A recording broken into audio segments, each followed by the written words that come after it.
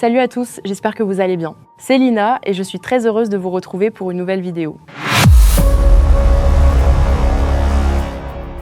Ces dernières années, le rap ivoirien a connu une évolution impressionnante. Aujourd'hui, lorsqu'on parle de cette scène musicale, il est pratiquement impossible de ne pas citer deux noms. Didi B et Imra. Deux artistes, deux générations, mais surtout deux figures majeures qui dominent actuellement les débats dans le rap ivoirien. Chaque camp défend son champion avec passion. Chaque sortie, chaque concert, chaque chiffre est analysé, comparé et parfois même utilisé pour alimenter les débats sur les réseaux sociaux. Moi, personnellement, je ne suis pas une grande spécialiste du rap ivoirien. D'ailleurs, c'est souvent mon petit ami qui est ivoirien qui me parle de l'actualité musicale de son pays. Il suit énormément les artistes locaux et c'est à travers lui que j'ai commencé à entendre régulièrement parler de Didi B, de Imra et de la rivalité qui existe entre leurs différentes communautés. Au départ, je regardais cela d'un peu loin. Mais à force d'entendre parler de ces deux artistes, j'ai fini par m'intéresser davantage à leur parcours et à l'évolution de leur carrière. Et récemment, un détail a particulièrement attiré mon attention. J'ai l'impression que Didi B regarde de plus en plus vers le Nigeria. Alors, une question se pose. Didi B cherche-t-il simplement à développer sa carrière à l'international ou essaye-t-il d'une certaine manière d'éviter une confrontation directe avec la montée en puissance de Imra? Avant de répondre à cette question, il faut reconnaître une chose. Didi B est probablement l'un des artistes les plus constants du rap ivoirien depuis le début de sa carrière solo. Après son aventure avec Kiff No Beats, il a réussi à construire sa propre identité musicale et à s'imposer durablement sur le marché. Des morceaux comme Assini ou encore Y a pas l'argent dedans ont marqué le public et contribué à renforcer son statut. Au fil des années, il a multiplié les succès, les collaborations, les concerts et les distinctions.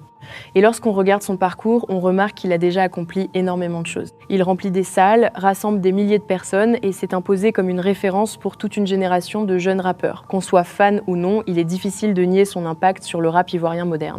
Et c'est justement pour cette raison que certains observateurs pensent qu'il a peut-être déjà fait le tour du marché francophone. Mais pendant que Didi B restait l'une des plus grandes stars du pays, un autre nom commençait à faire beaucoup de bruit. Un artiste qui, en quelques années seulement, a réussi à attirer l'attention de toute une génération de jeunes auditeurs. Cet artiste, c'est Imra.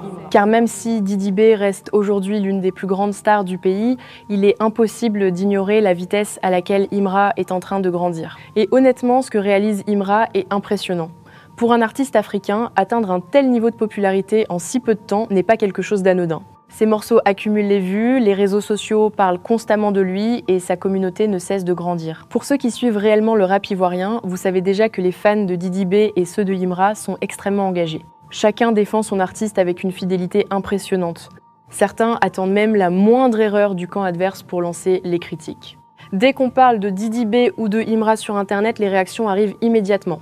Chaque succès est comparé. Et cette situation crée naturellement une forme de compétition permanente, même lorsque les deux artistes ne s'attaquent pas directement. Et c'est là que les choses deviennent intéressantes. Car depuis quelque temps, j'ai remarqué que certaines sorties de Didi B semblent avoir une orientation différente. Je peux me tromper, mais j'ai l'impression qu'il cherche progressivement à toucher un public plus large. Un public qui dépasse les frontières de la Côte d'Ivoire et même celles de l'Afrique francophone. On remarque davantage d'anglais dans certains morceaux, on remarque aussi plusieurs collaborations avec des artistes nigérians. Personnellement, j'ai récemment écouté son morceau Rabat et franchement, j'ai bien aimé. Le clip est propre, l'image est belle, l'étalonnage est réussi et l'ensemble paraît très professionnel. Mais ce qui a surtout attiré mon attention, c'est la direction artistique du projet. Aujourd'hui, le Nigeria représente la plus grande puissance musicale du continent africain. C'est un marché immense, capable de propulser un artiste vers une toute autre dimension. Le pays possède une industrie musicale qui rayonne bien au-delà de l'Afrique. Des artistes comme Burna Boy, Wizkid ou Davido ont réussi à s'imposer sur les plus grandes scènes du monde. Pour beaucoup d'artistes africains, réussir à pénétrer ce marché représente une étape importante vers une reconnaissance internationale. Et c'est précisément ce qui alimente les discussions. Car au même moment où Didi B semble multiplier les initiatives pour toucher un public plus large, Imra continue de gagner du terrain sur son marché d'origine.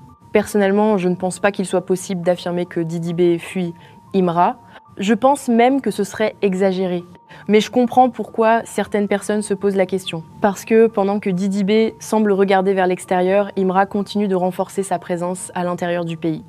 Et cela crée forcément des comparaisons. Finalement, je pense que la réalité est probablement plus simple que ce que certains imaginent. À mes yeux, Didi B ressemble davantage à un artiste qui cherche à agrandir son territoire musical qu'à un artiste qui cherche à éviter un concurrent. Et les prochains mois pourraient bien redessiner la hiérarchie du rap ivoirien. Alors dites-moi ce que vous en pensez dans les commentaires. Si cette vidéo vous a plu, n'oubliez pas de laisser un like, de partager la vidéo autour de vous et surtout de vous abonner à la chaîne pour soutenir notre travail. C'était Lina.